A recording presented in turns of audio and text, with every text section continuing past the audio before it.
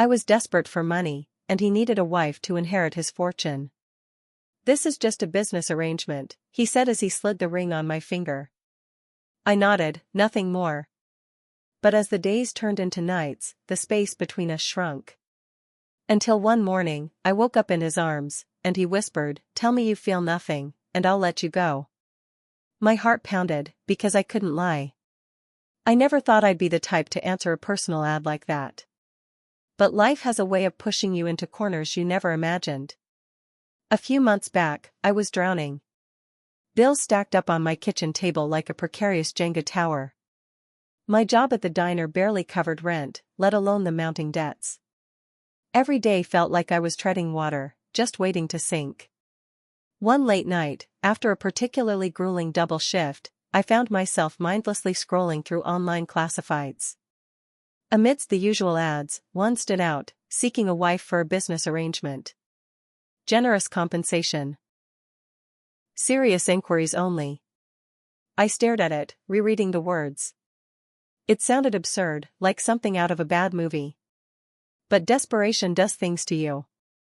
It makes you consider options you'd normally dismiss without a second thought. Before I could overthink it, I typed out a response. I kept it simple, expressing interest and asking for more details. I hit send and immediately regretted it. What was I thinking? Reddit the next morning, my inbox had a reply. An invitation to meet at a cafe downtown. The message was polite, direct, and gave off an air of professionalism that both intrigued and unsettled me. I debated with myself all day. This could be a scam, or worse. But the lure of generous compensation was too strong. That evening, I found myself standing outside the cafe, heart pounding. Inside, the place was warm and bustling. I scanned the room, and my eyes landed on a man sitting by the window. Sharp suit, neatly styled hair, and an air of confidence that was almost palpable. He looked up, met my gaze, and smiled. "Anna?" he asked as I approached. I nodded, suddenly feeling self-conscious. "I'm Daniel. Please, have a seat." We exchanged pleasantries, and then he got straight to the point. "I'll be upfront," he began, folding his hands on the table. "My grandfather's will has a stipulation: I must be married by my 35th birthday to inherit the family estate. That's in 6 weeks. I blinked, processing his words. "I'm offering a contractual marriage," he continued. "We marry, fulfill the will's requirement, and after the inheritance is secured, we part ways. In return, you'll receive $500,000. $500,000. The number echoed in my mind. "This is strictly a business arrangement," he emphasized. "No expectations beyond the public facade." I swallowed hard. It sounded almost too good to be true. But also, risky. Why me? I found myself asking. He offered a small smile. "Your response stood out. You were direct, and I appreciate that." I stared at him for a moment, unsure of what to say. The idea of marrying a stranger for money was insane. But the rent was overdue. I had no savings. My mom needed help with her medication bills. $500,000 could fix everything. "I need time to think," I finally said. Daniel nodded. "Of course. But I need an answer in 2 days." I left the cafe feeling like I'd just stepped out of someone else's life. I didn't sleep that night. I just kept picturing my landlord's face, the final notice on my electric bill, my mom's trembling hands. By the next morning, I texted him. "I'm in." The next few days were a blur. He sent over paperwork through his lawyer. We got a courthouse appointment. Everything was neat, efficient, cold. When we met again at the clerk's office, he handed me a ring. Nothing flashy, but not cheap either. "This is just a business arrangement," he said as he slid it onto my finger. I nodded. Nothing more.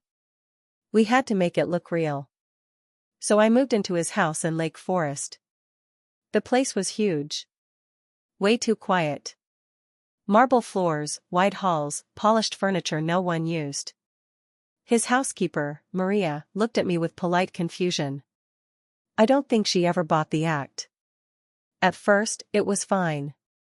We barely saw each other. We had dinner together once or twice a week to keep up appearances. He worked long hours.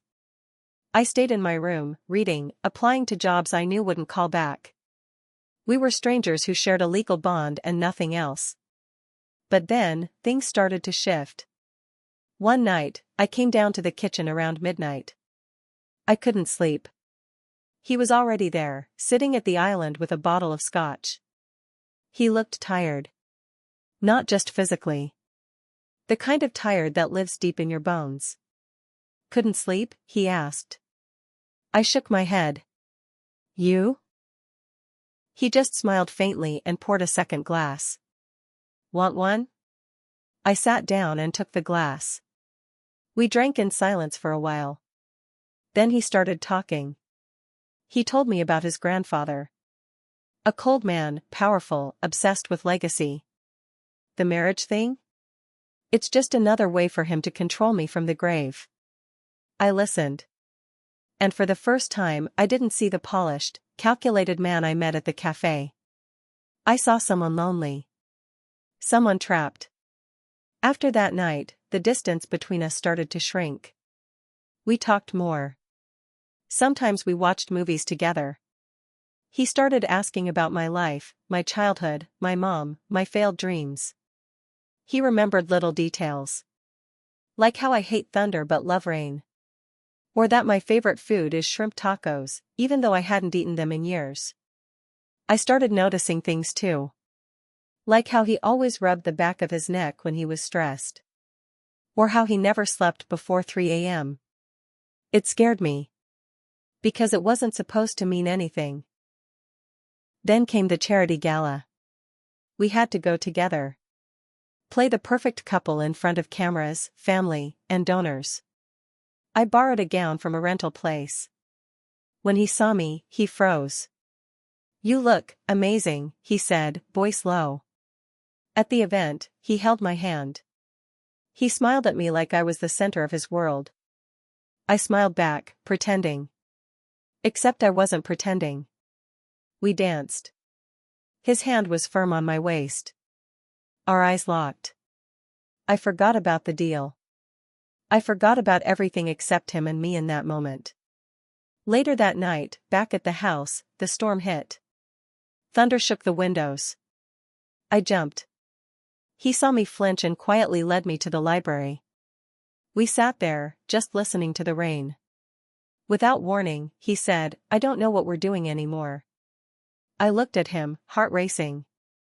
I was supposed to just use you, he said. But now, he didn't finish the sentence. He didn't have to. We kissed. And everything changed. The next morning, I woke up in his bed, tangled in his sheets, his arm wrapped around me.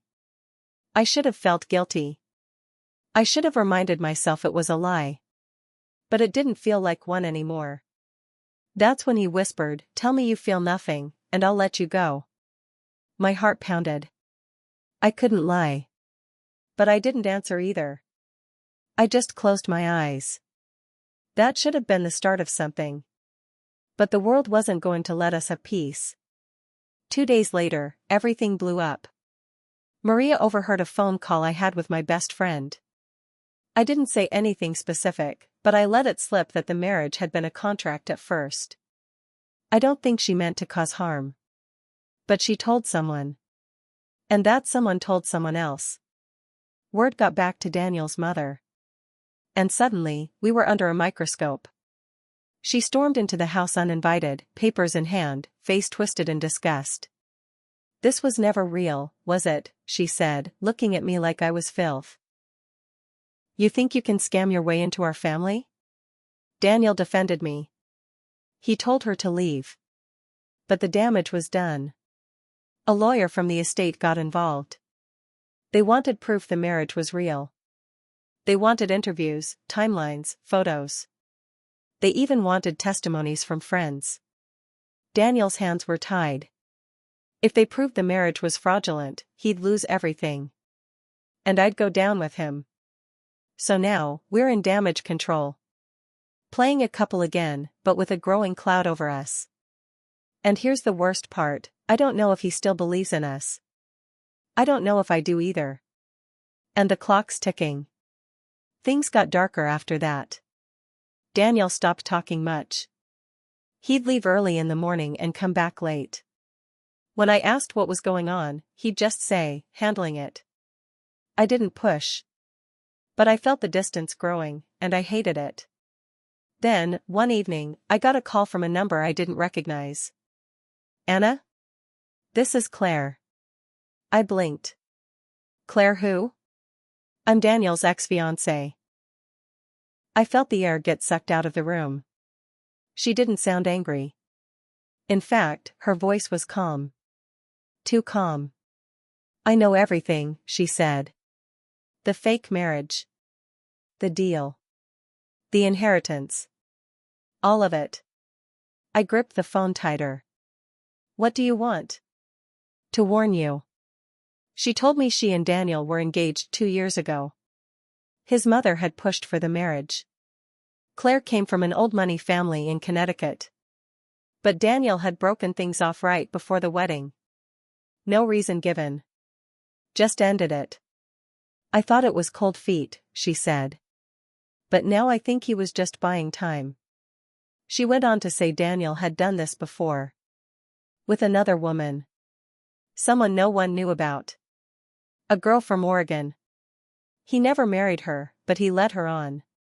Told her he loved her. When the time came, he dropped her. I didn't know what to say. Claire was clearly bitter. But what if she wasn't lying? When I hung up, I sat on the edge of the bed for a long time. That night, Daniel came home smelling like expensive bourbon and tension. Where were you? I asked. He looked at me, tired. Out. With Claire? I hadn't planned to say it. It just spilled out. His eyes narrowed. What did she tell you? I crossed my arms. That I'm not the first woman you've used. That you've done this before. Daniel stepped closer, face tight. You believe her? I don't know what to believe. He looked at me like I'd just stabbed him. Anna, he stopped himself. Then he just shook his head and walked out. He didn't come back that night. The next day, everything fell apart. The estate board froze the inheritance. Daniel's mother had submitted a formal request to investigate fraud. Someone, we still don't know who, submitted a tip to a local news outlet. And just like that, our faces were all over the internet. Gold digger wife exposed? The comments were brutal. People called me a con artist. Said I tricked a grieving man for money. That I probably faked falling in love. They didn't know the half of it. Then, another twist. I found a letter in Daniel's study. It was half finished, never mailed. It was written to his grandfather, but dated 3 years ago. In it, Daniel begged him to change the will. He said he didn't believe in marriage for money. That he wanted to earn his legacy his own way. That he'd never marry just to satisfy a condition. It was signed, your grandson, but not your puppet. It changed everything for me. Maybe Daniel didn't plan this the way it seemed. Maybe he hated every part of it. Maybe he'd only done it because he had no choice.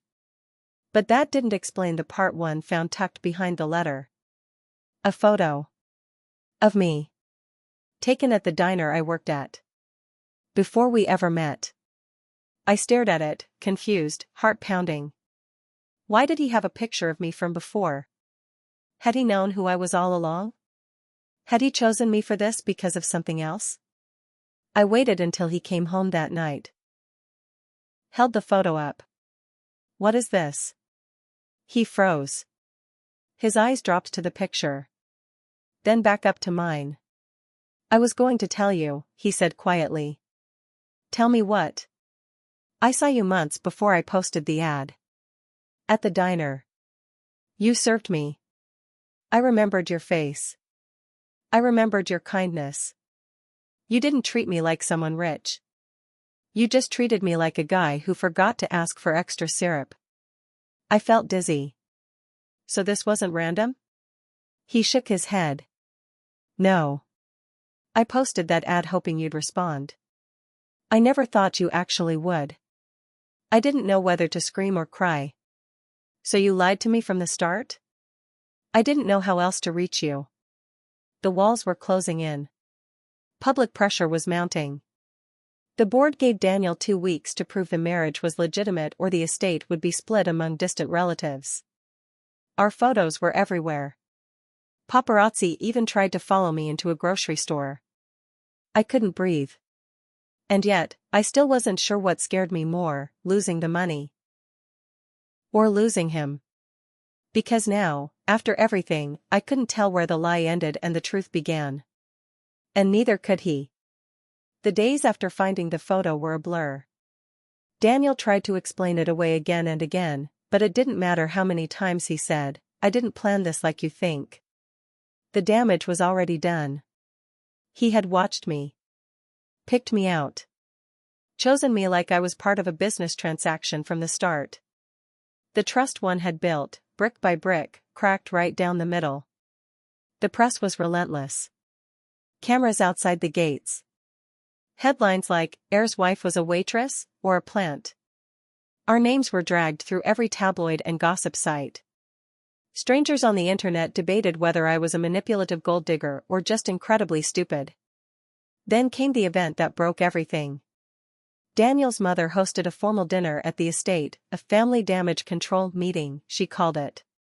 She wanted everyone who mattered in the family's business world to see us. Smiling. United. Still playing the game. I told Daniel I didn't want to go. He begged me. "This is our last shot." So I put on a dress, painted on a fake smile, and went. It was a blur of forced laughs, fake toasts, and tight handshakes. I clung to Daniel's side, counting the minutes until we could leave. But his mother had other plans. She clinked her glass. And then she did it. She stood at the head of the long dining table and looked straight at me. "I think it's time we stop pretending. Don't you, Anna?" Silence dropped like a hammer. Everyone turned. "I know about the contract," she said. "Everyone here does. But what they don't know is how long you've been lying." Daniel stood. "That's enough." But she kept going. "She knew who you were, Daniel. I had her checked. She knew about the inheritance. You think she just happened to walk into your life at the perfect time?" My chest burned. My throat locked. "That's not true," I whispered. Daniel's mother smiled. "You didn't think we'd find your old blog? The one where you wrote about rich clients and dreams of marrying into a better life? You deleted it, but not before we archived it." Everyone stared at me. Daniel turned slowly. "You wrote about this?" I couldn't breathe. "I didn't, it was just venting. From years ago. Before I even met you." But it didn't matter. The room turned cold. The whispers started. Daniel looked at me like I was a stranger. Like I was every bad thing his mother ever said. "I trusted you," he said, voice raw. "And I trusted you." I shouted, standing. "You picked me out like a prop. You had a photo of me before I even knew your name." He stepped back, eyes hard. "This was a mistake," he said quietly. Everyone watched. No one spoke. I left. Stormed out through that massive hall, past marble floors and fake smiles and 1,000 ghosts watching from framed paintings. I packed my things that night. Daniel didn't stop me. Maria tried to say goodbye, but I couldn't face her. I couldn't face anyone. The next morning, I was gone. Back to a 1-bedroom rental in the city. Back to the same diner job. No inheritance. No closure. Just shame. The fallout was brutal. Online, I was a villain. A cautionary tale. Even old coworkers whispered behind my back. My mom didn't ask questions, just hugged me when I came home and let me cry in her arms. A few weeks passed. Then, one evening, I came home to find Daniel sitting on the front steps of my building. He looked tired. Worn. Smaller than I remembered. "I didn't come to win you back," he said. "I just wanted to say I'm sorry." I nodded, unsure what to say. "I should have never pulled you into this," he continued. "I thought I was in control. I thought I could keep things separate. But you were never just part of the plan." I swallowed the lump in my throat. "And you weren't supposed to mean anything to me either." We stood there for a long time, just breathing the same air. "I'm going to walk away from the estate," he finally said. "I don't want to be the man my grandfather tried to turn me into." I nodded. "Good." He handed me an envelope. "It's not $500,000. But it's yours. For everything I put you through." I didn't take it. "I don't want your money, Daniel." He looked down. I figured. "Just take care of yourself." He walked away. I haven't seen him since. Sometimes I replay everything, wondering where it turned, the moment things could have gone another way. But maybe it was always going to end like this. Not all stories need a happy ending. Some are just warnings. I'm not angry anymore.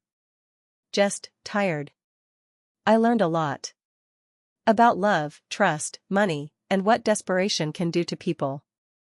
How easy it is to lie to yourself when you want something badly enough. Would I do it again? No. But I don't regret trying to survive. That was the woman I was. I'm still figuring out the woman I'm becoming.